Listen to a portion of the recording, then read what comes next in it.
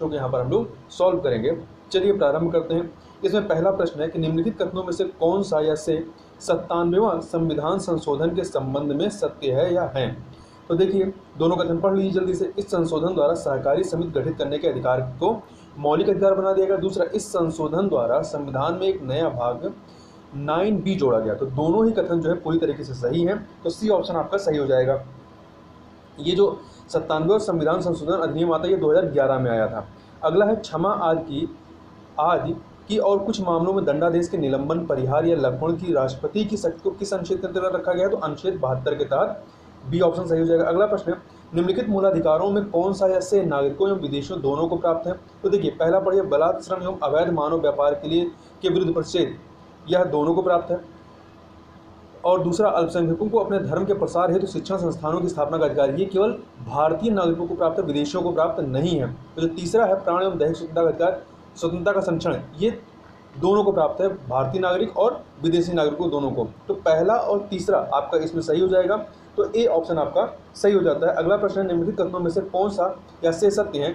तो अंतर्राज्यीय परिषद एक संवैधानिक संस्था है, बिल्कुल है, अनुच्छेद 263 के तहत। और दूसरा, क्षेत्रीय परिषदें विधिक संस्थाएं होती हैं, ये भी सही है। तो दोनों ही जो हैं ये सत्य हैं, तो सी ऑप्शन आपका सही हो जाएगा। आगे चलते हैं क्वेश्चन नंबर 5 पे।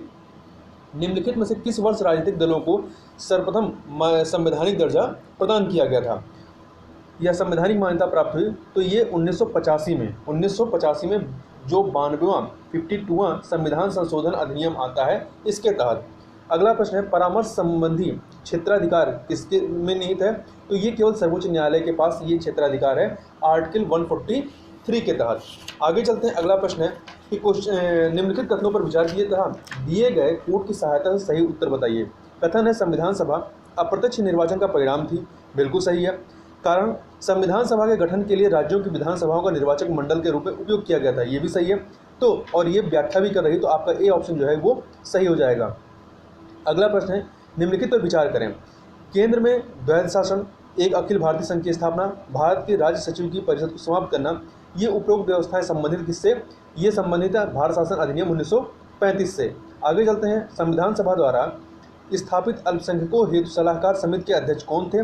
तो सरदार वल्लभ भाई पटेल थे, ठीक है। आगे चलते हैं। अगला प्रश्न, उत्तर प्रदेश में लोकसभा सीटों की कुल संख्या निम्नलिखित में से किन 3 राज्यों की लोकसभा सीटों की संख्या के योग के बराबर है। तो ये आपका महाराष्ट्र, कर्नाटक और हिमाचल प्रदेश के योग के बराबर। महाराष्ट्र में 48 है, कर्नाटक में 28 है और हिमाचल में 40 है। टोटल मिला करके आपके 80 हो जाते हैं, जो कि उत्तर प्रदेश में लोकसभा सीटों की संख्या है। आगे चलते हैं।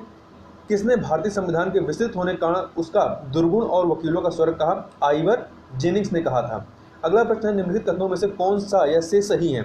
तो पहला कथन है राज्यसभा धन विधेयक में संशोधन कर सकती है परंतु अस्वीकार नहीं कर सकती है। ये दोनों ही नहीं कर सकती, ना ही संशोधन कर सकती है ना ही अस्वीकार कर सकती है।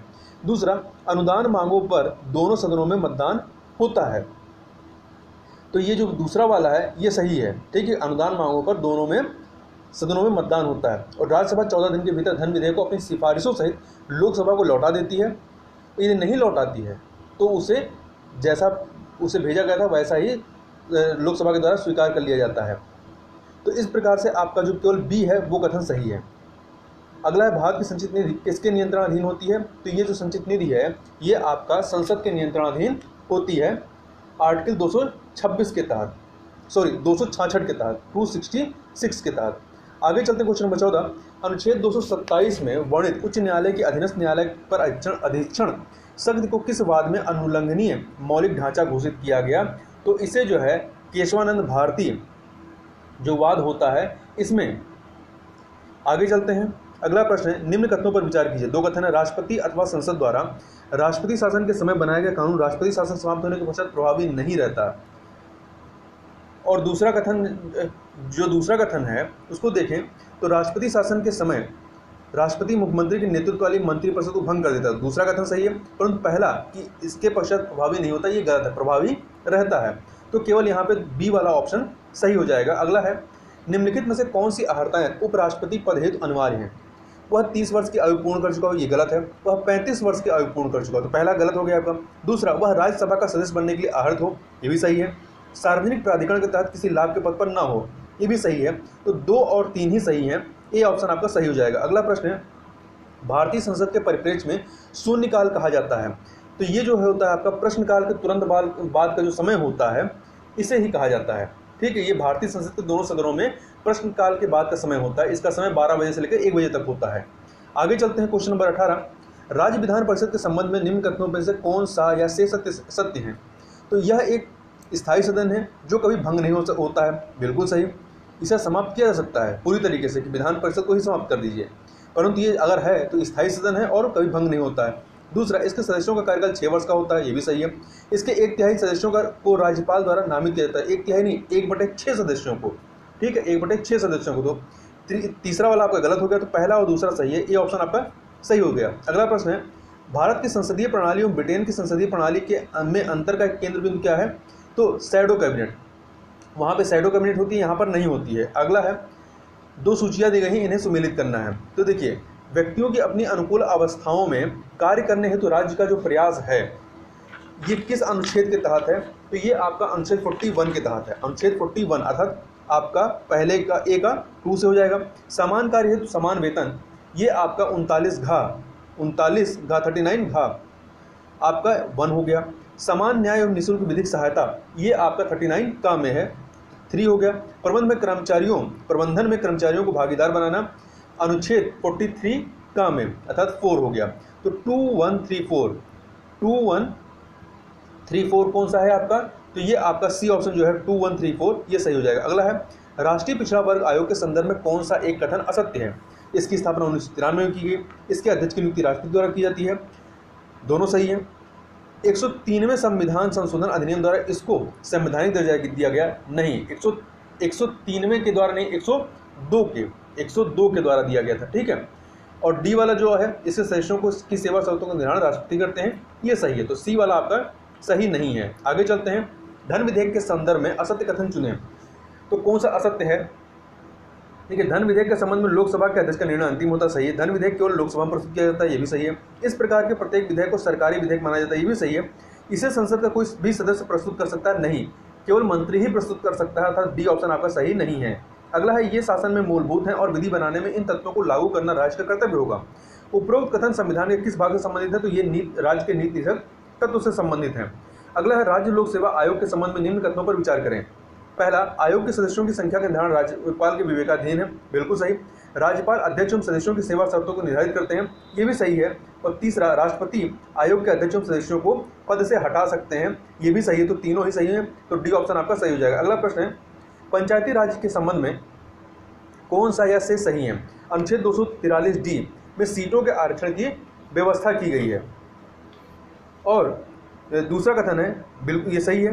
दूसरा कथन है, पंचायतों की शक्तियां एवं कार्य विधानमंडल द्वारा निर्धारित किया जाता है, ये भी सही है।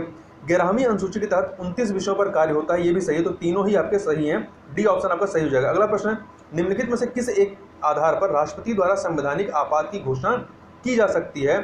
तो संवैधानिक आपात की बात कर रहे हैं, तो सी ऑप्शन, केंद्र द्वारा दिए गए निर्देशों का पालन करने या उसे प्रभावी बनाने में असफलता के आधार पर, आर्टिकल 356 के तहत, 356 के तहत। ठीक है, और संविधान का भाग 18 जो है 352 से 360 आपात उपबंधों से संबंधित है। अगला है, संसद केंद्र शासित प्रदेशों के लिए निम्नलिखित में से कौन से विषयों पर कानून बना सकती है? तो ये संघ सूची, राज्य सूचियों, समर्थित तीनों सूचियों के विषय पर कानून बना सकती है, संघ राज्य क्षेत्रों के बारे में। अगला प्रश्न, निम्नलिखित में से कौन मूल कर्तव्य नहीं है?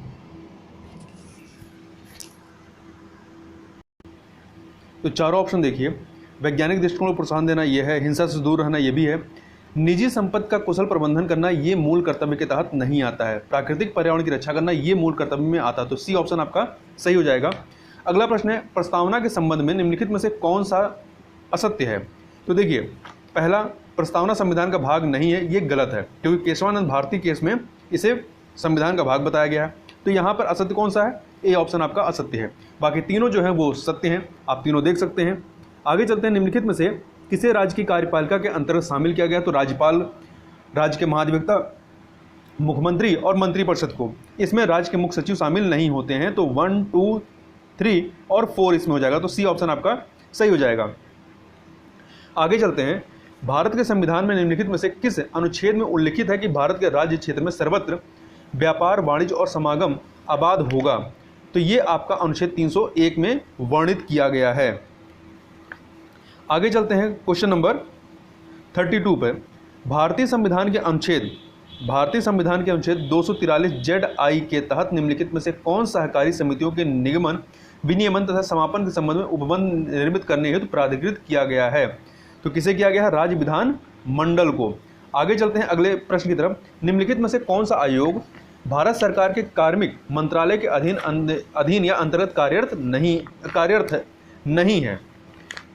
तो देखिए, कार्मिक मंत्रालय के तहत आपका केंद्रीय सतर्कता आयोग आता है, केंद्रीय अन्वेषण ब्यूरो आएगा अर्थात सीबीआई, केंद्रीय सूचना आयोग आएगा, परंतु राष्ट्रीय अन्वेषण अभिकरण जो है एनआईए, ये इसके तहत नहीं आता, ये गृह मंत्रालय के तहत आता है। निम्नलिखित कथनों में से कौन सा या से असत्य हैं? तो देखिए, सभी धन विधेयक वित्त विधेयक की श्रेणी में आते हैं। दूसरा, असत्य पूछ रहा है, कौन सा इसमें असत्य है? यदि कोई विधेयक लोकसभा विघटन होने के कारण छूट जाता है तो संयुक्त बैठक नहीं बुलाई जा सकती है। तो देखिए, दोनों ही कथन बिल्कुल सही हैं, तो इसलिए इनमें से पूछा कौन सा असत्य है, तो कोई असत्य नहीं है, तो डी ऑप्शन आपका सही हो जाएगा। अगला प्रश्न है, निम्नलिखित युग्मों में से कौन सा या से सही सुमेलित है? तो देखिए, 101वां संविधान संशोधन अधिनियम जो है ये आपका वस्तु एवं सेवा कर से है, जीएसटी। दूसरा, 103वां संविधान संशोधन अधिनियम आर्थिक रूप से कमजोर वर्गों के लिए आरक्षण, ये भी सही है, ईडब्ल्यूएस। तीसरा, 99वां संविधान संशोधन अधिनियम राष्ट्रीय न्यायिक नियुक्ति आयोग, ये भी सही है। इस प्रकार से डी ऑप्शन 1, 2, 3 ये सही हो जाएगा। अगला है, पंचायती राज से संबंधित निम्नलिखित समितियों को उनके गठन के कालक्रमानुसार व्यवस्थित कीजिए। देखिए, इसमें बलवंत राय मेहता समिति जो है सबसे पहले होगी 1957 में, 1957 में। फिर अशोक मेहता समिति आती है 1977 में, 1977 में। फिर तीसरे नंबर पे GVK राव समिति 1985 और फिर सिंघवी समिति आती है 1986 में। तो इस प्रकार से आपका जो ए ऑप्शन है 4, 1, 2, 3 ये सही हो जाएगा। आगे चलते हैं, निम्नलिखित कथनों पर विचार कीजिए तथा दिए गए कूट की सहायता से सही उत्तर बताइए। कथन है, प्रधानमंत्री के परामर्शानुसार राष्ट्रपति मंत्रिमंडल किसी सदस्य को उप प्रधानमंत्री नियुक्त कर सकता है? बिल्कुल कर सकता है, कारण उप प्रधानमंत्री के उत्तरदायित्वों का निर्धारण प्रधानमंत्री का विशेषाधिकार है, ये भी सही है। तो मतलब कथन और कारण दोनों सही है और व्याख्या भी कर रहा है, तो ए ऑप्शन आपका सही हो जाएगा। अगला प्रश्न है, निम्नलिखित संवैधानिक संशोधनों में से कौन लोकसभा के सदस्यों की संख्या में वृद्धि करने से संबंधित है? तो ये आपका जो हो जाएगा 7वां और 31वां ए ऑप्शन सही हो जाएगा। देखिए, 7वें संविधान संशोधन अधिनियम 1956 के द्वारा लोकसभा की सदस्य संख्या 520 की गई और फिर आपका 31वें संविधान संशोधन अधिनियम 1973 के द्वारा लोकसभा की सदस्य संख्या जो है 545 की गई। आगे चलते हैं, निम्नलिखित में से किस अनुच्छेद के तहत लोकसभा अध्यक्ष संसद के दोनों सदनों की संयुक्त बैठक की अध्यक्षता करता है? बुलाता है ये नहीं कह रहा है, अध्यक्षता करता है। तो प्रश्न को थोड़ा ध्यान से पढ़िए। तो आर्टिकल 118(4) के तहत, ठीक है, 118(4) के तहत, जबकि जो संयुक्त अधिवेशन का जो उपबंध है वो आर्टिकल 108 में है। अगला है, राष्ट्रपति के चुनाव में निम्नलिखित में से कौन से भाग लेते हैं? तो इसमें राज्य विधानसभा के निर्वाचित सदस्य, संसद के दोनों सदनों के निर्वाचित सदस्य और केंद्र शासित प्रदेश दिल्ली एवं पौंडीचेरी विधानसभा के निर्वाचित सदस्य, ठीक है। तो इसमें राज्य विधान परिषद नहीं पार्टिसिपेट करता, तो 134 अर्थात ए ऑप्शन आपका सही हो जाएगा। अगले प्रश्न की तरफ चलते हैं, भारतीय संसद की संप्रभुता प्रतिबंधित है किसके द्वारा? तो ये है आपका सर्वोच्च न्यायालय के द्वारा, ठीक है। अगला है, राष्ट्रपति के कार्यकाल का प्रारंभ माना जाता है शपथ ग्रहण के दिन से। अगला प्रश्न, निम्नलिखित में से कौन सा या से कथन वित्त विधेयक के संबंध में सत्य है? तो यह सिर्फ लोकसभा में ही पेश किया जाता है, यह राष्ट्रपति की पूर्व अनुमति से ही पेश किया जाता है, राज्यसभा इसके अस्वीकृत कर सकती है। तो उपरोक्त सभी जो हैं सही हैं, तो डी ऑप्शन आपका सही हो जाएगा। आगे चलते हैं, क्वेश्चन नंबर 44, निम्नलिखित कथनों पर विचार कीजिए तथा दिए गए कूट की सहायता से सही उत्तर बताइए। कथन है, संसद को संघ में नए राज्यों के प्रवेश या स्थापना करने के लिए विधि बनाने का अधिकार है। बिल्कुल है। इसके लिए संबंधित विधेयक पर राष्ट्रपति की सिफारिश की आवश्यकता नहीं होती है, तो ये गलत है।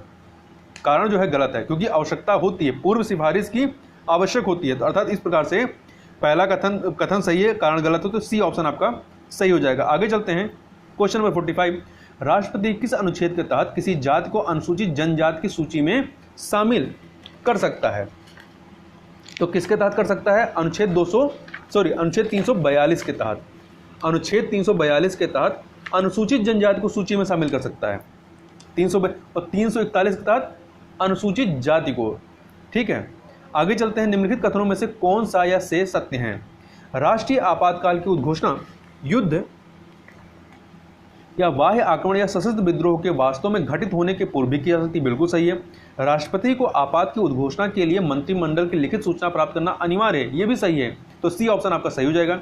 अगला है SR बोम्बई बनाम भारत संघवाद का निर्णय मुख्यतः भारतीय संविधान के किस अनुच्छेद से संबंधित है? तो ये जो है आपका राज्यों में राष्ट्रपति शासन से संबंधित है, तो आर्टिकल 356 से संबंधित हो गया।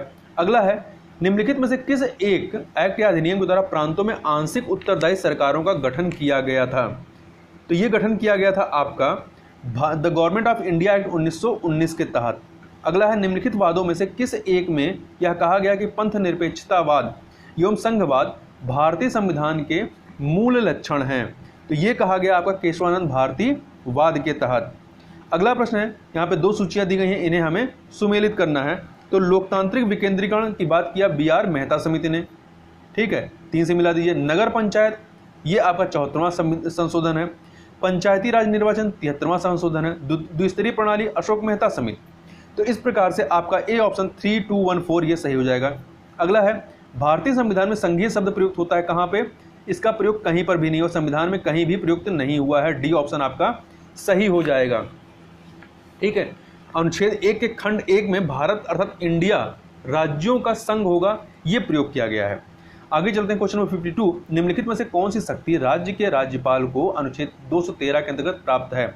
तो विधानमंडल की विश्रांति के दौरान अध्यादेश प्रख्यापित करने की शक्ति इसके तहत है, जबकि 123 के तहत राष्ट्रपति को शक्ति है अध्यादेश जारी करने की। अगला है मूल अधिकारों की रक्षा हेतु रिटों को जारी करने का अधिकार किसको प्राप्त है?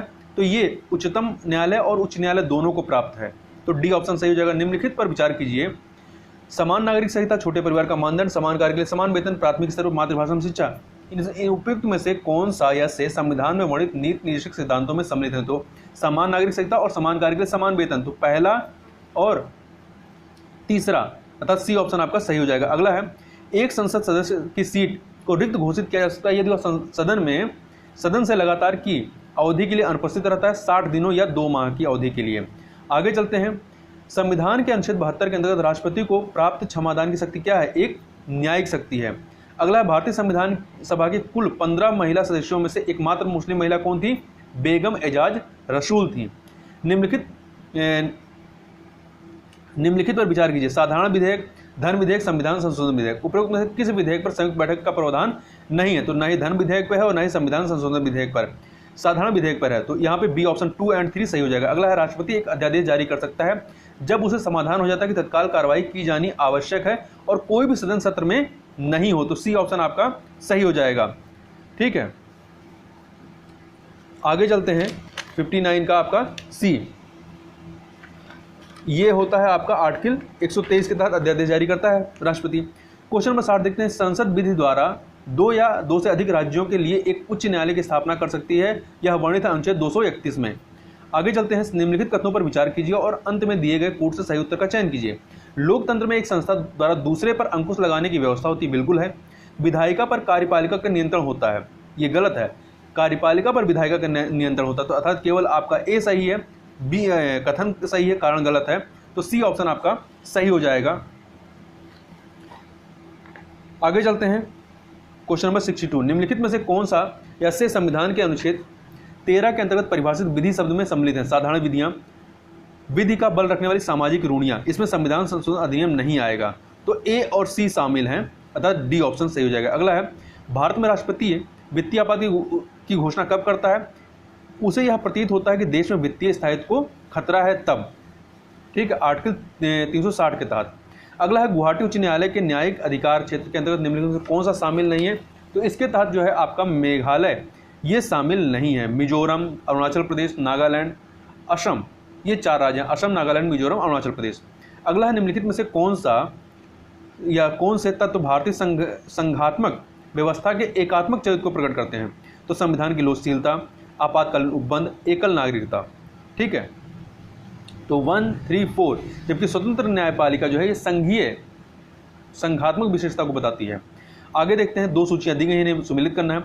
विधि द्वारा स्थापित प्रक्रिया, ये आपका जापान से है। संसद की संयुक्त बैठक, ये ऑस्ट्रेलिया से लिया गया है। प्रस्तावना में न्याय का आदर्श, ये आपका सोवियत संघ से लिया गया है। राष्ट्रपति की निर्वाचन पद्धति आयरलैंड से ली गई है। इस प्रकार से 1 सही हो जाएगा, 2 1 4 3। आगे चलते हैं, भारत के प्रधानमंत्री के विषय में निम्नलिखित कथनों में से कौन सही नहीं है? वह राष्ट्रपति द्वारा नियुक्त किया जाता है, ना कि मनोनीत, बिल्कुल सही। वह संसद सदस्य को प्राप्त होने वाले वेतन व भत्ते प्राप्त करता है, ये भी सही है। वह संसद के प्रति उत्तरदायी नहीं है, ये गलत है। वह संसद के प्रति पूर्णतः उत्तरदायी है। यहाँ पर 2 सूचियां हैं, सुमेलित करना, बताना कौन सी सही सुमेलित नहीं है। तो देखिए, हरियाणा की स्थापना गठन 1966 में, मेघालय 1972 में, सिक्किम 1975 में और अरुणाचल प्रदेश जो है 1987 में, ना कि 80 में। तो डी वाला आपका ऑप्शन सही हो जाएगा। निम्नलिखित में से भारत के संविधान में किस एक अनुच्छेद या अनुसूची का संबंध स्वशासी जिला परिषदों से है? तो इसमें स्वशासी जिला परिषदों से संबंधित जो है छठी अनुसूची जो है ये है। इसमें असम, मेघालय, त्रिपुरा, मिजोरम में स्वशासी जिला परिषदों की स्थापना की बात की गई है। आगे चलते हैं, क्वेश्चन नंबर 70, संघ शासित क्षेत्र अधिनियम उपरोक्त में समय बता रहे कौन से सही युग्म सही सुमेलित हैं? तो देखिए, संघ शासित क्षेत्र अधिनियम 1963 सही है। राष्ट्रीय राजधानी क्षेत्र अधिनियम 1991 सही है। संसद अधिनियम 1959 सही है और सीमांकन अधिनियम 2002, अर्थात चारों ही सही हैं।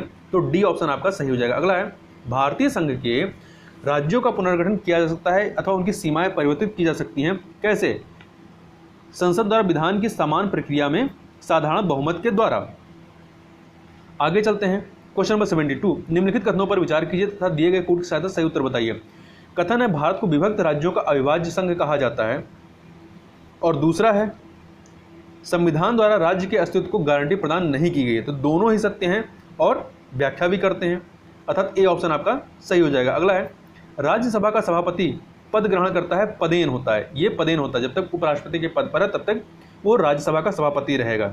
अगला है, न्यायिक समीक्षा का तात्पर्य क्या है? इसका तात्पर्य है कि कार्यपालिका एवं व्यवस्थापिका दोनों के कार्यों की वैधता की जांच करना। 74 का ए। आगे चलते हैं, निम्नलिखित प्रावधानों में से किसके अंतर्गत प्रत्येक पंचायत में अनुसूचित जातियों तथा अनुसूचित जनजातियों के लिए आरक्षण की व्यवस्था का प्रावधान किया गया? 243 घ अर्थात 243 डी के तहत। डी ऑप्शन आपका सही हो जाएगा। अगला प्रश्न है, मुख्य निर्वाचन आयुक्त को उसकी पदावधि समाप्त होने से पहले हटाया जा सकता है। कैसे? उस रीति एवं उन आधारों पर जिससे उच्चतम न्यायालय के न्यायाधीशों को हटाया जाता है, अर्थात सी ऑप्शन आपका सही हो जाएगा। अगला है, मंत्रिमंडल पर संसदीय नियंत्रण के उपायों में निम्नलिखित में से कौन सा एक सम्मिलित नहीं है? तो निंदा प्रस्ताव है, अविश्वास प्रस्ताव है, ध्यानाकर्षण प्रस्ताव है, परंतु महाभियोग नहीं। महाभियोग उच्चतम न्यायालय के जो न्यायाधीश होते हैं उनको और न्यायाधीशों को हटाने और राष्ट्रपति को हटाने के लिए लाया जाता है। निम्नलिखित में से किस एक में द्विसदनीय प्रणाली नहीं है? तो चाइना में नहीं, बाकी जो बाकी 3 है उसमें है। संसदीय शासन प्रणाली, और याद ध्यान रखिएगा नेपाल में भी नहीं है। संसदीय शासन प्रणाली में निम्न में से कौन सा या से वह माध्यम जिनके द्वारा विधायिका कार्यपालिका को नियंत्रित करती है? वित्तीय कटौतियों के माध्यम से, स्थगन प्रस्ताव और अविश्वास प्रस्ताव, इन सभी के माध्यम से। तो डी ऑप्शन आपका सही हो जाएगा। अगला है, निम्नलिखित कथनों में से कौन सा या से सत्य है? तो राज्यसभा एवं लोकसभा दोनों में चुने जाने हेतु किसी भी नागरिक को न्यूनतम 25 वर्ष की आयु होना चाहिए। बिल्कुल गलत है। लोकसभा के लिए 25 वर्ष है और राज्यसभा के लिए 30 वर्ष की आयु होना चाहिए। तो अर्थात पहला वाला कथन सही नहीं है। संसद के किसी भी सदन का सदस्य चुने जाने हेतु व्यक्ति को भारत का नागरिक होना चाहिए। बिल्कुल सही। तो केवल 2 सही है, मतलब ऑप्शन कथन 2 सही है, बी ऑप्शन सही हो जाएगा। अगला है, भारतीय संविधान में वर्णित प्रावधानों के तहत कोई व्यक्ति संसद की सदस्यता हेतु अयोग्य होगा यदि वह सक्षम न्यायालय द्वारा घोषित मानसिक स्तर पर अस्वस्थ हो। दूसरा, किसी विदेशी राज्य की नागरिकता स्वेच्छा से प्राप्त कर ली हो। तीसरा, भारत सरकार, राज्य सरकार के किसी लाभकारी पद पर कार्यरत हो। तो उपरोक्त सभी जो हैं ये इसकी अयोग्यता के लिए आधार हैं। अगला है, निम्नलिखित कथनों पर विचार कीजिए तथा दिए गए कूट की सहायता से सही उत्तर बताइए। कथन है, मंत्रिपरिषद सामूहिक रूप से लोकसभा के प्रति उत्तरदायी होते हैं। बिल्कुल सही है। कारण, भारतीय संसदीय प्रणाली में सरकार का कार्यकाल तभी तक बना रहता है जब तक लोकसभा में उसे बहुमत का विश्वास प्राप्त हो। तो ये भी आपका कथन जो है पूरी तरीके से सही है। तो और व्याख्या भी कर रहा है, तो ए ऑप्शन आपका सही हो जाएगा। आगे चलते हैं, क्वेश्चन नंबर 83, निम्नलिखित में से कौन सा या से भारत शासन अधिनियम 1935 से संबंधित है? संघीय शासन प्रणाली का प्रारंभ, संघीय न्यायालय का गठन और संघ स्तर पर द्वैध शासन, ये तीनों ही सही हैं, अर्थात सी ऑप्शन आपका सही हो जाएगा। अगला है, भारतीय संविधान में पंचायती राज की स्थापना से संबंधित भाग एवं अनुसूची कौन सी है? भाग 9, अनुसूची 11, ए ऑप्शन सही हो जाएगा। अगला है, राज्य वित्त आयोग के संबंध में निम्नलिखित कथनों में से कौन सा या से सत्य है? यह एक संवैधानिक संस्था है। बिल्कुल संवैधानिक संस्था है, ठीक है। अनुच्छेद 243 आई के तहत इसका गठन राष्ट्रपति द्वारा प्रत्येक 5 वर्ष पर किया जाता है, नहीं, राज्यपाल के द्वारा किया जाता है। तो दूसरा वाला कथन सही नहीं है। तीसरा, इसके गठन का प्रावधान अनुच्छेद 243 आई में वर्णित है, सही है। तो पहला और तीसरा सही है, तो आपका ऑप्शन डी सही हो जाएगा। अगला है, निम्नलिखित युग्मों में से कौन सा एक सही सुमेलित है। तो देखिए, बच्चों के लिए मुफ्त एवं अनिवार्य शिक्षा, आर्टिकल 45 सही है। राष्ट्रपति के अध्यादेश जारी करने की शक्ति 123 सही है। कार्य करने के हेतु सही और मानवीय स्थिति 42 में है, सही है। कार्य का अधिकार जो है वो 43 में नहीं है, बल्कि 41 में है। कुछ मामलों में काम का अधिकार, शिक्षा का अधिकार, सार्वजनिक सहायता अनुच्छेद 41 में वर्णित किया गया है, 41 में। आगे देखते हैं, निम्नलिखित में से किस परिस्थिति में संसद में संयुक्त बैठक का प्रावधान हो। तो देखिए, यदि विधेयक को दूसरे सदन द्वारा अस्वीकृत कर दिया गया हो, ये भी है। यदि दूसरा सदन विधेयक में किए गए संशोधनों को मानने से असहमत हो, ये भी बेस है। तीसरा, दूसरे सदन द्वारा विधेयक पास किए गए 6 महीने ज़्यादा हो गया। तो ये सभी परिस्थितियां जो हैं संयुक्त बैठक के प्रावधान के लिए आधार बनाती हैं। अगला है, निम्नलिखित कथनों पर विचार कीजिए तथा दिए गए कूट की सहायता से सही उत्तर बताइए। पहला, संसद के लिए राष्ट्रपति का अभिभाषण केंद्रीय मंत्रिमंडल तैयार करता है, बिल्कुल करता है। वास्तविक कारण क्या है, वास्तविक कार्यपालिका शक्ति केंद्रीय मंत्रिमंडल में निहित है, ये भी सही है। तो कथन और कारण दोनों सही और व्याख्या भी कर रहे हैं, तो ए ऑप्शन आपका सही हो जाएगा। अगला है, सांसद स्थानीय क्षेत्र विकास योजना एमपी लैंड के संबंध में निम्न से कौन सा सत्य है। तो इस योजना की शुरुआत दिसंबर 1993 में होती है, सही, 23 दिसंबर 1993 को, और यह पूरी तरह केंद्र सरकार से सहायता प्राप्त है, बिल्कुल सही है। तीसरा, लोकसभा एवं राज्यसभा के मनोनीत सदस्य इसमें सम्मिलित नहीं किए जाते हैं, ये बिल्कुल गलत है, क्योंकि इसमें सभी सदस्य जो हैं वो सम्मिलित होते हैं। तो पहला और दूसरा ही केवल सत्य है। आगे चलते हैं, क्वेश्चन नंबर 90, निम्नलिखित कथनों में से कौन सा सत्य है। तो देखिए, अविश्वास प्रस्ताव संसद में लाने के लिए किसी विशेष कारण का उल्लेख नहीं करना होता, बिल्कुल सही। विश्वास प्रस्ताव का प्रचलन संसदीय नियमों में नहीं है, अविश्वास प्रस्ताव का जो प्रचलन है वो संसदीय नियमों में नहीं बल्कि व्यवहारिक रूप में प्रयोग होने लगा है, बिल्कुल सही। विश्वास मत या अविश्वास प्रस्ताव संसद के किसी एक सत्र में एक ही बार लाया जा सकता है, ये भी सही है। तो उपयुक्त जो सभी कथन है तीनों, ये सभी के सभी सही हैं, तो डी ऑप्शन आपका सही हो जाएगा। अगला प्रश्न है, भारत का महान्यायवादी संसद की बैठकों में भाग ले सकता है किंतु मत नहीं दे सकता, यह वर्णित है किसमें, अनुच्छेद 88 में इसका वर्णन किया गया है। आगे चलते हैं, निम्नलिखित कथनों पर विचार कीजिए। दो कथन दिए गए, किसी राज्य विधानमंडल के दोनों सदनों में किसी साधारण विधेयक पर गतिरोध की स्थिति में संयुक्त बैठक का प्रावधान होता है, बिल्कुल नहीं होता है, राज्य विधानमंडल में नहीं होता है, ये केवल केंद्र स्तर पर होता है। दूसरा, विधान परिषद साधारण विधेयक को अधिकतम 90 दिनों तक रोक सकती है, नहीं, 4 महीने। 4 महीने का मतलब क्या हो गया, आपका 120 दिन हो गया, 4 महीने का 120 दिन हो गया, तो 90 दिन नहीं। तो आपका दोनों ही कथन जो है वो सत्य नहीं है, तो डी ऑप्शन आपका सही हो जाएगा। अगला प्रश्न है, निम्न पर विचार कीजिए। परामर्श संबंधित क्षेत्राधिकार, प्रारंभिक क्षेत्राधिकार, अपीली क्षेत्राधिकार, उपयुक्त में से कौन सा उच्च न्यायालय का मुख्य क्षेत्राधिकार नहीं है। तो परामर्श संबंधित क्षेत्राधिकार ये उच्चतम न्यायालय का है, बाकी दोनों जो है इनके हैं। तो 2 और 3, सी ऑप्शन आपका सही हो जाएगा। क्वेश्चन नंबर 90, एक सेकेंड,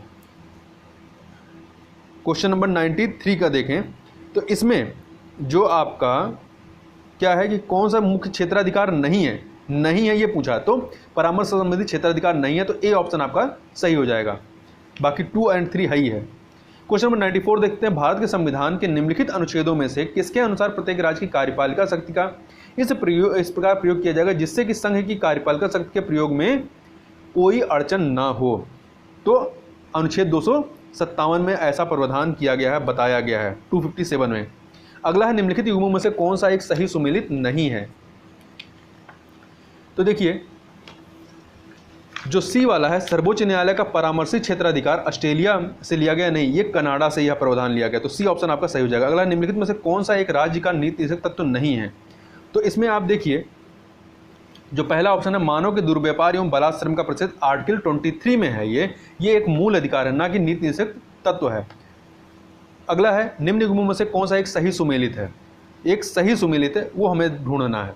तो देखिए, सेवा पर कर का प्रावधान 28वां संविधान संशोधन अधिनियम, तो ये सही है। बाकी अनुसूचित जाति आयोग का गठन ये 89वें संविधान संशोधन के माध्यम से, मेघालय राज्य की स्थापना 22वें संविधान संशोधन, और नगर निगम नगर पालिका की स्थापना 74वें संविधान संशोधन। आगे चलते हैं, निम्न पर विचार कीजिए। उपराष्ट्रपति, प्रधानमंत्री, राज्यपाल, मुख्य निर्वाचन आयुक्त, उपयुक्त में से किनकी नियुक्ति भारत के राष्ट्रपति के द्वारा की जाती है। तो मुख्य निर्वाचन आयुक्त, राज्यपाल, उपराष्ट्रपति छोड़ दीजिए, प्रधानमंत्री, तो ये उपराष्ट्रपति छोड़ करके बाकी 2, 3, 4 ये आपके सही हो जाएंगे। ए ऑप्शन आपका सही हो जाएगा। क्वेश्चन नंबर 99 देखते हैं, संविधान के निम्नलिखित अनुच्छेदों में से कौन सा एक संसद और राज्य विधानमंडल की आकस्मिकता नीति सृजित करने की शक्ति देता है? तो आपका ये जो है आर्टिकल 267 के तहत दिया गया है। अगला है, निम्नलिखित में से कौन सी रिट प्रशासनिक अधिकारियों के विरुद्ध जारी की जाती है? परमादेश, अधिकार परीक्षा, बंदी प्रत्यक्षीकरण। ठीक है, ये सभी के सभी दिए जाते हैं, अर्थात बी ऑप्शन। परंतु उत्प्रेषण जो है ये रिट जो है अधीनस्थ न्यायालयों के विरुद्ध जारी की जाती है। निम्नलिखित में से कौन एक लोकसभा का सत्रावसान करने के लिए प्राधिकृत है? राष्ट्रपति। सत्रावसान और या विघटन करने के लिए। अगला, भारत के मुख्य निर्वाचन आयुक्त का पद समकक्ष किसके होता है? तो ये जो है सर्वोच्च न्यायालय के न्यायाधीशों के समकक्ष होता है। भारतीय संविधान में वर्णित संरचनात्मक भेदभाव का मुख्य उद्देश्य क्या है? सुविधा वंचित समूहों को समाज के अन्य वर्गों के साथ बराबरी की स्पर्धा में लाने हेतु किया गया प्रयास। अगला है क्वेश्चन नंबर 104, भारत के संविधान में वर्णित अनुच्छेद 312 के अंतर्गत राज्यसभा को निम्नलिखित में से किस एक के गठन की अनन्य शक्ति है? तो नई अखिल भारतीय सेवाओं के गठन की। अगला है, उपराष्ट्रपति पद हेतु वांछित अर्हताओं में से निम्नलिखित में से कौन सा एक सम्मिलित नहीं है? वह भारत का नागरिक हो, बिल्कुल होना चाहिए। वह राज्यसभा सदस्य बनने के लिए अर्हत हो, ये भी सही है। वह लोकसभा सदस्य बनने के लिए अर्हत हो, ये बिल्कुल इसमें नहीं बताया गया है। ठीक है, तो सी ऑप्शन आपका सम्मिलित नहीं है। अगला है, निम्नलिखित कथनों पर विचार कीजिए तथा कूट की सहायता से सही उत्तर चुनिए। राज्यपाल को उच्च न्यायालय के न्यायाधीश की नियुक्ति का अधिकार है, बिल्कुल नहीं है, यह राष्ट्रपति को यह अधिकार है। तो पहला वाला आपका सही नहीं है। दूसरा, राज्यपाल विधान परिषद में कुछ सदस्यों को मनोनीत कर सकता है, 1/6 सदस्यों को मनोनीत कर सकता है, जिनका आर्टिकल 171 के तहत 171 के तहत जो साहित्य, विज्ञान, कला, सहकारिता और समाज सेवा में विशिष्ट ज्ञान एवं व्यवहारिक अनुभव रखने वाले हों, ऐसे लोगों में से। आगे चलते हैं, तो इसमें पहला वाला गलत है, दूसरा वाला सही, तो अर्थात बी ऑप्शन आपका सही हो जाएगा। आगे चलते हैं, क्वेश्चन नंबर 107, प्राक्कलन समिति के संदर्भ में कथन दिए गए। पहला, इसमें लोकसभा तथा राज्यसभा दोनों के सदस्य शामिल होते हैं, बिल्कुल गलत है। इसमें केवल लोकसभा के सदस्य शामिल होते हैं, कुल 30 सदस्य होते हैं। इसका गठन लोकसभा में बजट प्रस्तुत किए जाने के बाद होता है। तो 107 का केवल दूसरा सही है, बी ऑप्शन आपका सही हो जाएगा। अगला है, संविधान के अनुच्छेद 136 के संबंध में सत्य कथन को हमें चुनना है। तो देखिए, यह विशेष इजाजत से संबंधित बिल्कुल है। इसका माध्यम से उच्चतम न्यायालय में अपील की जाने का प्रावधान किया गया, ये भी सही है। अपील की इजाजत स्वयं उच्चतम न्यायालय अपने विवेकानुसार प्रदान करता है, ये भी सही है। तो उपयुक्त सभी कथन सत्य हैं, डी ऑप्शन सही हो जाएगा। अगला है, तदर्थ न्यायाधीश की नियुक्ति का प्रावधान किसमें है? ये नियुक्ति का प्रावधान केवल जो है आपका सर्वोच्च न्यायालय में है, केवल आपका सर्वोच्च न्यायालय में आर्टिकल 127 के तहत। अगला है, निम्नलिखित कथनों पर विचार कीजिए तथा दिए गए कूट की सहायता से सही उत्तर चुनिए। बजट की मांगों में कटौती प्रस्ताव पास हो जाने पर भी सरकार के प्रति विश्वास बना रहता है, बिल्कुल गलत है। कटौती प्रस्ताव पास होने का मतलब कि सरकार का बहुमत है ही नहीं, तो उसे त्यागपत्र देना पड़ेगा। दूसरा, संचित निधि से धन निकालने के लिए विनियोग विधेयक पारित किया जाता है, ये बिल्कुल सही है। तो अर्थात आपका डी ऑप्शन जो है ए गलत, आर सही। अगला है, भारतीय राज्य व्यवस्था में वरीयता अनुक्रम में के आधार पर उत्तर प्रदेश के मुख्यमंत्री को निम्नलिखित में से किस केंद्रीय स्तर के पद के समतुल्य माना गया है? तो संसद में विपक्ष के नेता के। अगला है, निम्नलिखित में से किस संविधान संशोधन के द्वारा दिल्ली एवं पुडुचेरी की विधानसभाओं के निर्वाचित सदस्यों को राष्ट्रपति के निर्वाचक मंडल में शामिल किया गया? 70वां संविधान संशोधन अधिनियम के माध्यम से। ठीक है, आगे चलते हैं। केंद्र स्तर पर नगरीय स्थानीय शासन विषय निम्नलिखित में किन मंत्रालयों से संबंधित है? तो नगर विकास मंत्रालय, रक्षा मंत्रालय और गृह मंत्रालय। ठीक है, तो कैंटोनमेंट बोर्ड जो है रक्षा मंत्रालय के तहत आता है, संघीय क्षेत्र जो है गृह मंत्रालय के तहत आता है, परंतु इसमें वित्त मंत्रालय नहीं है। तो 134 अर्थात बी ऑप्शन आपका सही हो जाएगा। अगला प्रश्न है 114 नंबर क्वेश्चन, निम्न में से कौन सी समिति मूल कर्तव्यों से संबंधित नहीं है? तो नहीं वाला ध्यान से पढ़ा करिए। स्वर्ण सिंह समिति है, आपका वर्मा समिति है, परंतु अशोक चंद्रा समिति जो है ये मूल कर्तव्यों से संबंधित नहीं है। तो याद रखिए, स्वर्ण सिंह समिति और वर्मा समिति जो है मूल कर्तव्यों से संबंधित। अगला है, भारत के उपराष्ट्रपति के निर्वाचन में कौन सम्मिलित होता है? तो इसमें संसद के दोनों सदनों के जो सदस्य होते हैं, इसमें निर्वाचित और मनोनीत की डिफ्रेंशिएट नहीं किया जाता है। दोनों सदनों के सभी सदस्य इसमें पार्टिसिपेट करते हैं, परंतु विधानसभाओं के सदस्य इसमें पार्टिसिपेट नहीं करते हैं। अगला प्रश्न है, राज्यों की विधानसभाओं में आंग्ल भारतीय समुदाय का प्रतिनिधित्व किस अनुच्छेद के अंतर्गत वर्णित है?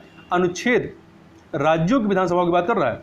देखिए, लोक संसद में जो है वो आर्टिकल 331 के तहत है, जबकि राज्यों में 333 के तहत है। 333 के तहत आंग्ल भारतीय समुदाय के बारे में 332 में है और केंद्र में, और राज्यों में किसके बारे में है, किसमें है? तो 334 में। अगला है, भारतीय संविधान की कौन सी अनुसूची उच्चतम न्यायालय और उच्च न्यायालय के न्यायाधीशों के वेतन से संबंधित है?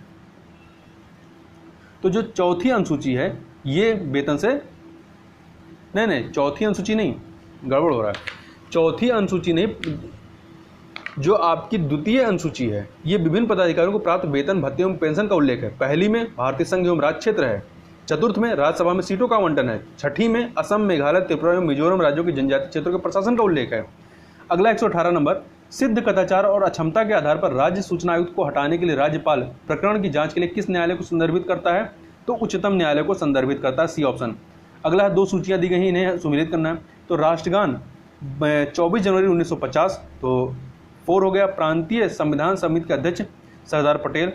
राष्ट्रीय ध्वज 22 जुलाई 1947, तो तीसरा हो गया। प्रारूप समिति के एम मुंशी, डॉक्टर के एम मुंशी।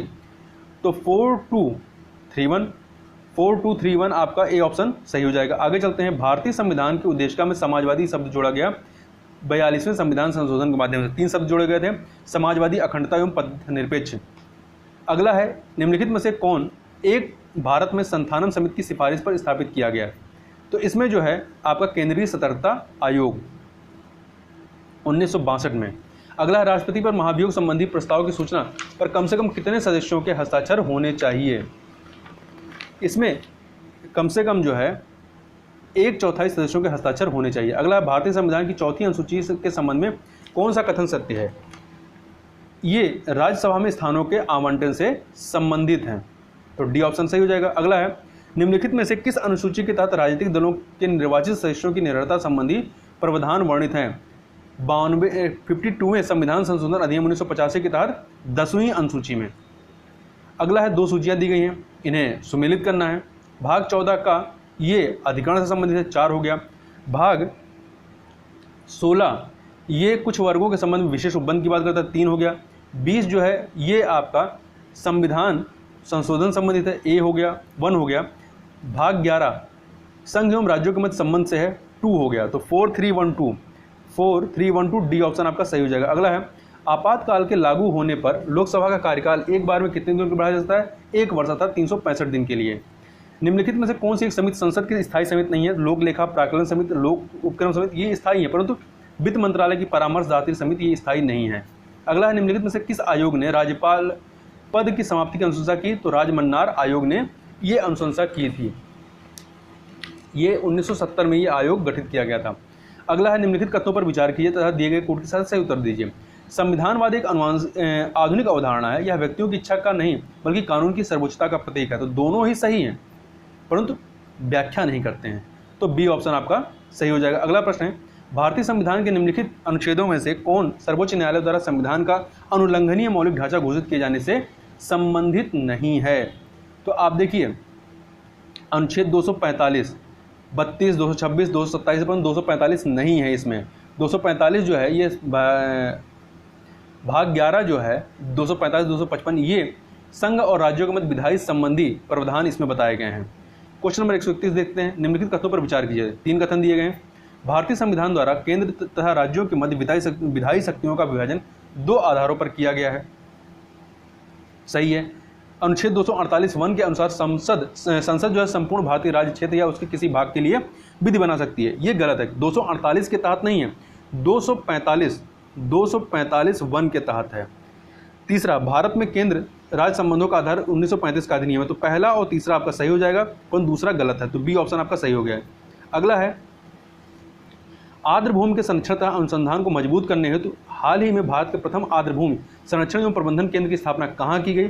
तो ये चेन्नई में स्थापित किया गया, तमिलनाडु के चेन्नई में। अगला, निम्नलिखित में से कौन हाल ही में गणतंत्र दिवस परेड में भाग लेने वाली भारत की प्रथम महिला पायलट बनी? भावना कंठ। अगला है, इंडिया इनोवेशन इंडेक्स के दूसरे संस्करण का प्रकाशन हाल ही में भारतीय रिजर्व बैंक द्वारा किया गया। नहीं, भारतीय रिजर्व बैंक के द्वारा नहीं, नीति आयोग के द्वारा, तो पहला वाला गलत हो गया। इंडिया इनोवेशन इंडेक्स में इस वक्त कर्नाटक प्रथम स्थान पर है, ये सही है, तो अर्थात दूसरा वाला कथन सही है, तो बी ऑप्शन आपका सही हो जाएगा। अगला है, डेजर्ट नाइट 21 वायुसेना अभ्यास का आयोजन भारत एवं किस देश की वायुसेना के मध्य हाल ही में किया गया? तो फ्रांस के साथ किया गया। निम्नलिखित में से किन्हें हाल ही में केंद्र सरकार द्वारा राष्ट्रीय स्वास्थ्य प्राधिकरण के मुख्य कार्यकारी अधिकारी के रूप में नियुक्त किया गया? तो आर.एस. शर्मा को किसको नियुक्त किया गया है? आर.एस. शर्मा, ये ट्राई के पूर्व अध्यक्ष रहे हैं। बी ऑप्शन आपका सही हो जाएगा। हाल ही में मनाए गए राष्ट्रीय बालिका दिवस के संबंध में निम्न कथनों पर में से कौन सा सत्य है? यह महिला एवं बाल विकास मंत्रालय की पहल है, बिल्कुल सही। यह दिवस पहली बार वर्ष 2008 में मनाया गया, ये भी सही है। 24 जनवरी 2021 को यह पूरे देश में मनाया गया, बालिका दिवस 24 जनवरी को ही होता है। उपरोक्त सभी कथन सही है, डी ऑप्शन आपका सही हो जाएगा। अगला है वैश्विक जोखिम रिपोर्ट 2021 का प्रकाशन हाल ही में किसने किया है? तो विश्व आर्थिक मंच, वर्ल्ड इकोनॉमिक फोरम के द्वारा, और यह 16वां संस्करण है। अगला है क्वेश्चन नंबर 139, कोविड-19 महामारी पर जन जागरूकता फैलाने के लिए हाल ही में किस मंत्रालय द्वारा आयुष संवाद अभियान की शुरुआत की गई है? आयुष मंत्रालय के द्वारा, जिसमें आयुर्वेद के संबंध में जागरूकता फैलाना या उसके महत्व को बताना है। अगला है जनवरी 2021 में निम्नलिखित में से किन शहरों के मध्य देश की पहली एयर टैक्सी सेवा की शुरुआत की गई? चंडीगढ़ से हिसार, जो उड़े देश का आम नागरिक जो परियोजना है उसके तहत। अगला है जनवरी 2021 में हेनली पासपोर्ट इंडेक्स 2021 जारी किया गया, इस संबंध में कौन सा या से कथन सत्य हैं? तो देखिए, इस सूचकांक में सिंगापुर के पासपोर्ट को शीर्ष स्थान प्राप्त हुआ नहीं, जापान के पासपोर्ट को शीर्ष स्थान प्राप्त हुआ, और भारत का इस सूचकांक में 50वां स्थान है। तो ये सही है, तो बी ऑप्शन आपका सही हो जाएगा कि केवल 2 सही है, कथन 2 सही है। निम्नलिखित कथनों में से कौन सा या से सत्य है? यदि राज्यसभा राज्य सूची के किसी विषय को राष्ट्रीय महत्व घोषित कर दे तो संसद उस पर कानून बना सकती है, बिल्कुल बना सकती है। ऐसी विधि अधिकतम 1 वर्ष तक प्रभावी होगी, ये भी सही है, और उससे बाद में और आगे भी बढ़ाया जा सकता है। तो सी ऑप्शन 1 और 2 दोनों सही है। अगला है क्वेश्चन नंबर 143, संघीय क्षेत्रों के प्रशासन से संबंधित प्रावधान का वर्णन किसमें किया गया है? तो ये वर्णन आपका मिलता है, एक सेकंड, ये वर्णन है आपका 239 में, 239 में। अगला है आपातकाल की घोषणा होने पर अनुच्छेद 258 358 के आधार पर कौन सा एक मूल अधिकार स्वतः निलंबित हो जाता है? अनुच्छेद 19 के तहत जो मूल अधिकार हैं वो स्वतः निलंबित होते हैं। अगला है राज्य भूमि सुधार अधिनियमों को संवैधानिक सुरक्षा प्रदान करने को सम्मिलित किया गया, किसमें? 9वीं अनुसूची में, 9वीं अनुसूची में, ठीक है। और ये प्रथम संविधान संशोधन अधिनियम जून 1951 द्वारा संविधान में 9वीं अनुसूची जोड़कर उसके तहत सम्मिलित किया गया था। अगला है निम्नलिखित में से किस लोकसभा का कार्यकाल लगभग 6 वर्ष का था? तो जो 5वीं लोकसभा थी इसका कार्यकाल लगभग 6 वर्ष था, 19 मार्च 1971 से लेकर के 18 मार्च 1977 तक। अगला है भारत के संघीय न्यायालय के बारे में कौन सा या से कथन सत्य है? इसकी स्थापना 1 अक्टूबर 1935 को हुई, नहीं, भारत शासन अधिनियम 1935 के तहत 1937 में स्थापित हुआ, ना कि 35 में। तो ये 37 होना चाहिए। तो आपका पहला वाला कथन गलत है। दूसरा, इसके प्रथम मुख्य न्यायाधीश सर मैरिस ग्वेर थे, ये सही है। तो केवल आपका 2, बी ऑप्शन सही हो जाएगा। जिला न्यायाधीश पद पर नियुक्ति के लिए निम्नलिखित में से कौन सी योग्यता होनी चाहिए? वह केंद्र या राज्य सरकार में किसी सरकारी सेवा में कार्यरत ना हो, बिल्कुल। दूसरा, उसे कम से कम 7 वर्ष का अधिवक्ता का अनुभव, ये भी सही है। उच्च न्यायालय ने उसकी नियुक्ति की सिफारिश की हुई। उपरोक्त सभी जो हैं आधार हैं। अनुसूचित जाति एवं अनुसूचित जनजाति अधिनियम कब लागू किया गया? 1989 में इसको लागू किया गया। आगे चलते हैं।